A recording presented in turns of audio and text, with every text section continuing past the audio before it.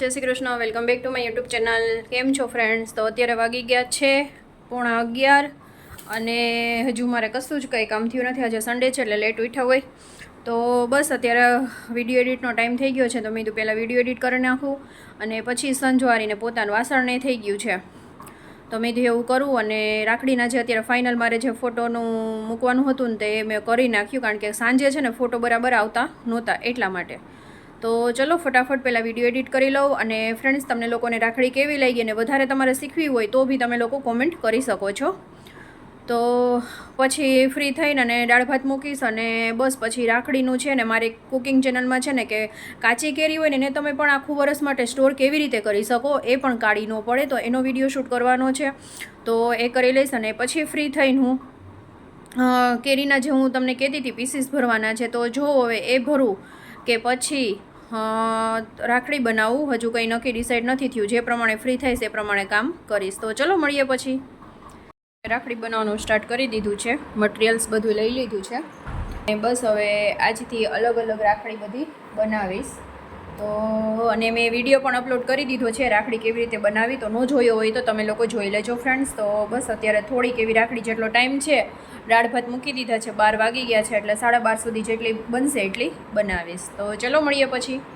અત્યારે વાગી ગયા છે 1:45 થવા આવ્યા છે અને જો હું રાખડીને બધું કરતી હતી ને તો એટલો ને અત્યારે જો દાળ ભાત બનાવી, દાળ ભાત ને છાશ ખાલી અને મેં તો બીજું કંઈ નથી કરવું. અને રાખડી બનાવતી હતી ને તો એમાં કેટલી રાખડી થઈ છે તમને બતાવું. જો એક કિડ્સની, પછી એક આવી રીતે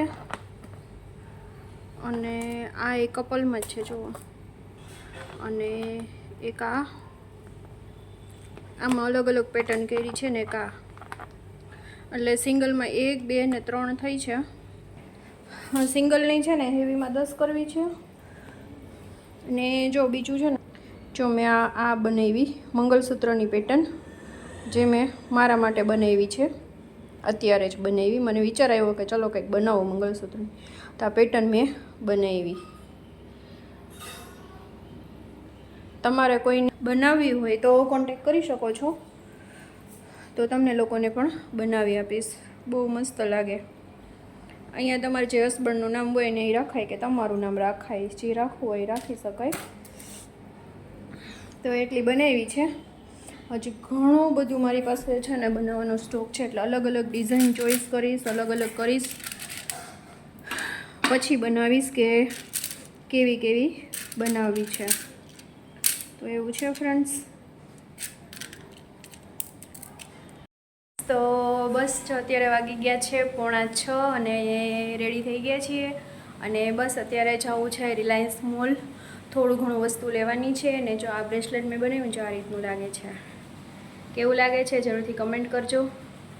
અને બસ આ રીતનો આજનો લુક છે અને બસ હવે અત્યારે થોડી વાર રહીને પછી હવે જઈએ જ છીએ કારણ કે અત્યારે વાતાવરણ જો આ રીતનું છે તમને બતાવું.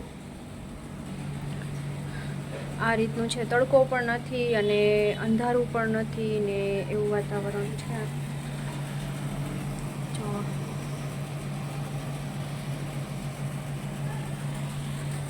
એટલે બસ કે અત્યારે છે તો જઈ આવીએ.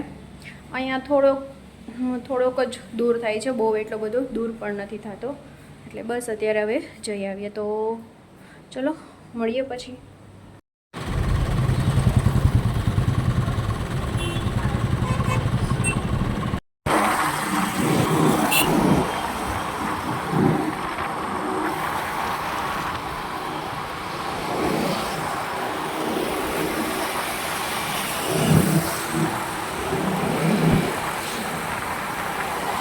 તો બસ અમે લોકો રિલાયન્સ સ્ટોરમાં પહોંચી ગયા અને બસ થોડું ઘણું પરચેસ કરવાનું હતું, પરચેસ કર્યું ને જોયું ને એવું બધું છે. આમથી જ જઈએ ને તો વધારે તો શાકભાજી ને એ બધું લેવાનું હતું ને થોડું ઘણું એટલા માટે જ અમે લોકો ગયા હતા. અને પાવડર ને વોશિંગ પાવડર ને એ બધું લેવાનું હતું.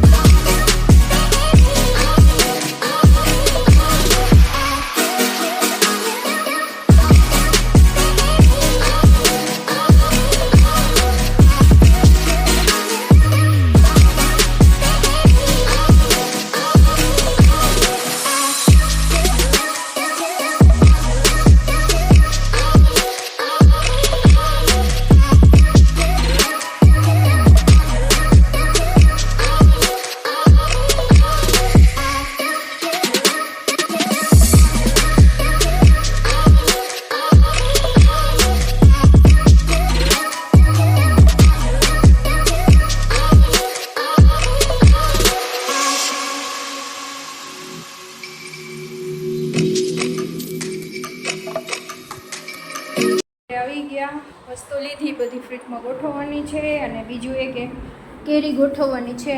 જાજુ તો શાકભાજી જ લાવ્યા છીએ. કાં ફ્રીજમાં તો પહેલાં સેટઅપ કરવું જોશે, બધું પડ્યું છે એટલે સેટ કરવું જોશે. નીચેના ખાનામાં જ કર્યો, વેચલા ખાનામાં જ ગોઠવું. અને જો આ બોક્સ છે પાકતી જાય છે એટલે કે ગોઠવી દઈએ. તો ચલો એક કામ કરી નાખીએ અને વિડીયોને પણ અહીંયા એન્ડ કરું છું. વિડીયો સારો લાગે તો લાઈક શેર અને સબસ્ક્રાઈબ કરવાનું બિલકુલ ભૂલતા નહીં.